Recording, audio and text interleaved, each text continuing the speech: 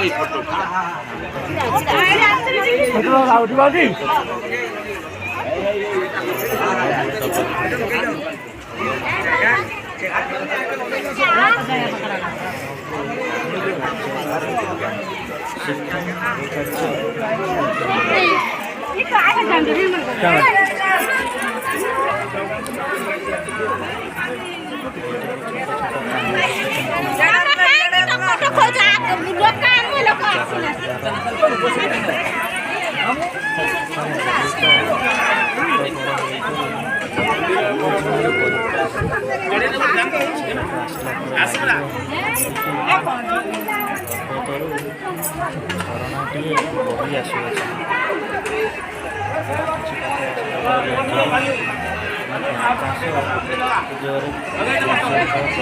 खरा पड़े देह हाथ जड़ी किसी बात गला लगे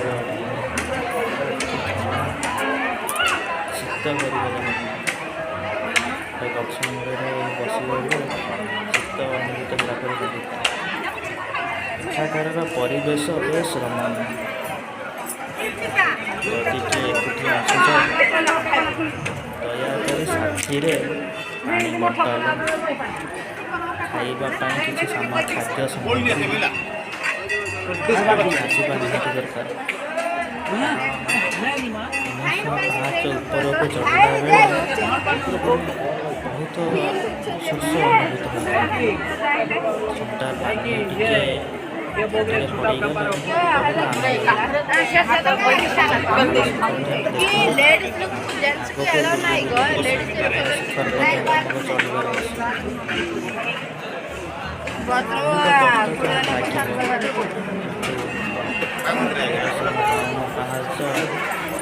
अतिक्रम कर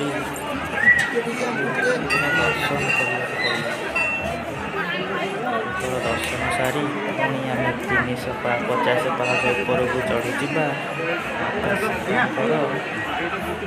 तुड़ीशाल देखा सेटा तो पर देखिए एवं देखते पहाड़ी देखा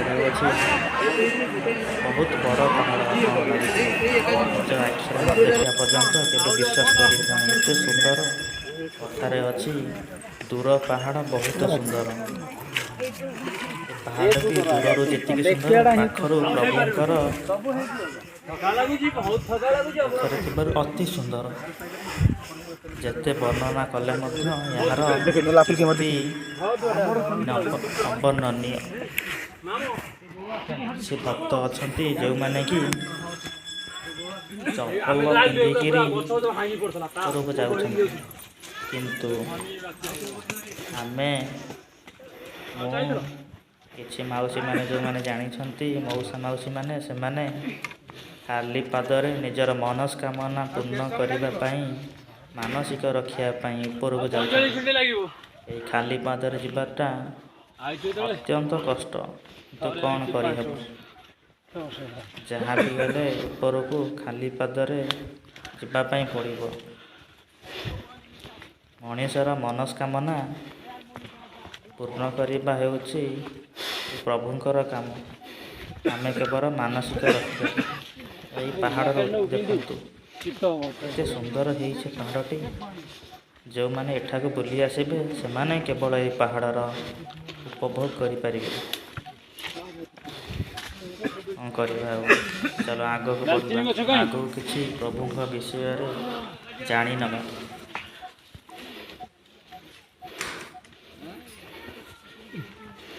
କାରୁକାର୍ଯ୍ୟରୁ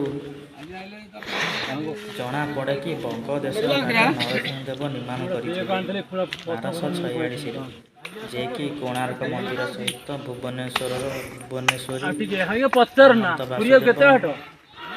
ବାଲେଶ୍ୱରର କ୍ଷୀରଚୋରା, ଅନନ୍ତ ଗୋପୀନାଥ ମନ୍ଦିର ଓଡ଼ିଶାର ଅନ୍ୟତମ ମନ୍ଦିର ସବୁ ନିର୍ମାଣ କରିଥିଲେ। ତେବେ ତାଙ୍କ ସମୟରେ ନିର୍ମାଣ କରାଯାଇଥିବା ମନ୍ଦିରରେ ସୂକ୍ଷ୍ମ କାରୁକାର୍ଯ୍ୟ ଦେଖିବାକୁ ମିଳିନଥାଏ।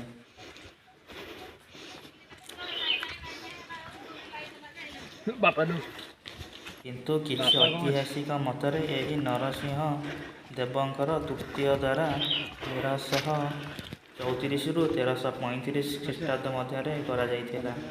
କପିଳାସରେ ଶିବଙ୍କ ପୂଜା ବିଷୟରେ ରାମାୟଣରେ ଏକ ଲୋକକଥା ରହିଛି।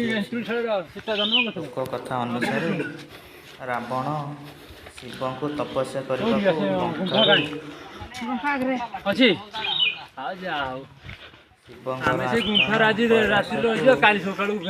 କୈଳାସରୁ ଲଙ୍କାକୁ ନେବା ପାଇଁ ଶିବଙ୍କୁ କୈଳାସରୁ ଲଙ୍କାକୁ ନେବା ପାଇଁ ଆଶା କରିଥିଲେ। କିନ୍ତୁ ଶିବ ଭାରତ ଛାଡ଼ି ନ ଯିବାକୁ ଚାହିଁଥିଲେ। ରାବଣଙ୍କୁ କୈଳାସକୁ ଏଠାରେ ଛାଡ଼ି ଯିବାକୁ ପଡ଼ିଥିଲା। ତେଣୁକରି ଏଠାରେ ଶୈବପୀଠ ସୃଷ୍ଟି ହୋଇ ପାରିଛି। ହିମାଳୟ କୈଳାସ ଭଳିଆ ଏଠାରେ ମଧ୍ୟ ପ୍ରକୃତି ଭରି ରହିଅଛି। ଶିବ ପୁରାଣ ଅନୁସାରେ ଶିବଙ୍କର ଜ୍ୟେଷ୍ଠ ପୁତ୍ର କାର୍ତ୍ତିକେୟ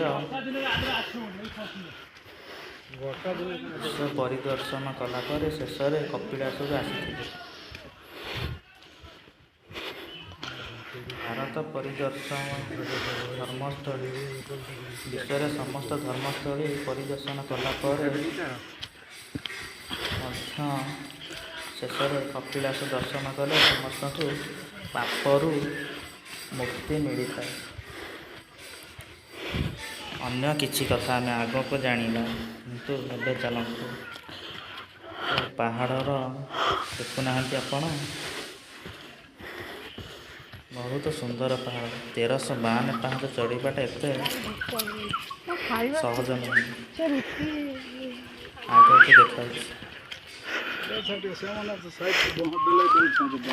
ଭକ୍ତମାନେ ଉପରୁ ପୂଜା ସାରିକିରି ଆସିଛନ୍ତି, ଫେରିଲେଣି। କିନ୍ତୁ ଆମର ଗାଡ଼ି ଟିକେ ଲେଟ୍ ଥିବାରୁ ଆମେ ଟିକେ ଲେଟ୍ରେ ଆସି ପହଞ୍ଚିପାରିଲୁ।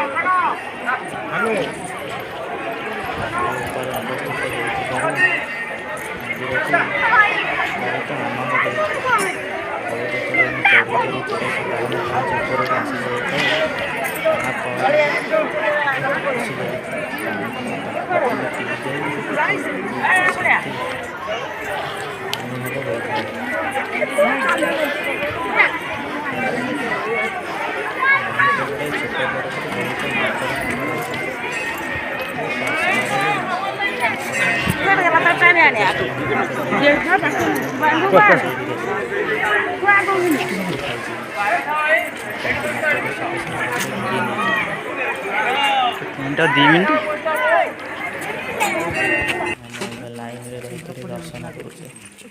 ବର୍ତ୍ତମାନ ଦେଖନ୍ତୁ ମନ୍ଦିରର ଅପୂର୍ବ ଦୃଶ୍ୟ, ଯାହାକି ମନ୍ଦିର ଭିତରୁ କ୍ୟାମେରା ଆଲାଉ ନଥିବାରୁ ବାହାରୁ କିଛି ଭିଉ ଦେଉଛ। ସୁନ୍ଦର ଦୃଶ୍ୟ। ପାହାଚ ଦେଇ ସୀତା ଏନ୍ତୁଡ଼ି ମାତା ସୀତାଙ୍କ ଏନ୍ତୁଡ଼ି ଶାଳକୁ ରାସ୍ତା କିଛି ନାହିଁ ସୁନ୍ଦର ଗଲା ଯାହା ଦୃଶ୍ୟ ଅତି ରମଣୀୟ ହୋଇଥିବାରୁ ଆକାଶର ଭିଉ ସତେକି ଅତି ରମଣୀୟ। ଆମେ ଏବେ ଉପରକୁ ଯାଇ ଉପରେ ଥିବା ଛୋଟ ବଡ଼ ମନ୍ଦିରମାନଙ୍କର ଦର୍ଶନ କରିବା। ବର୍ତ୍ତମାନ ପାଇଁ ଟିକେ ବିଶ୍ରାମ ନେବା ଏଠାରେ।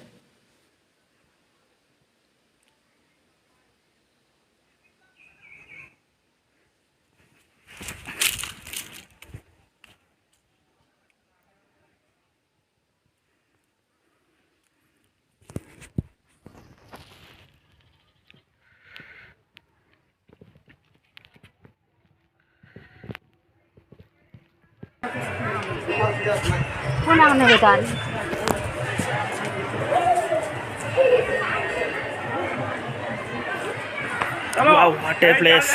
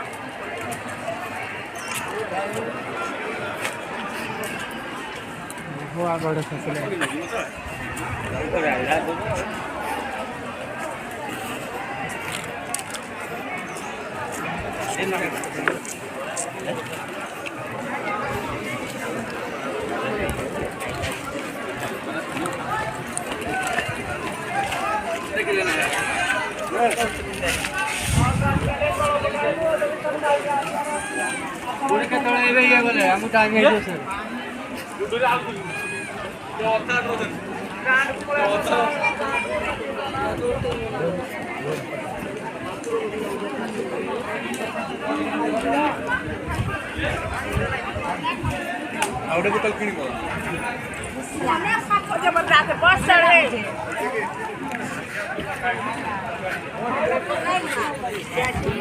ये बात दाखल आओ ना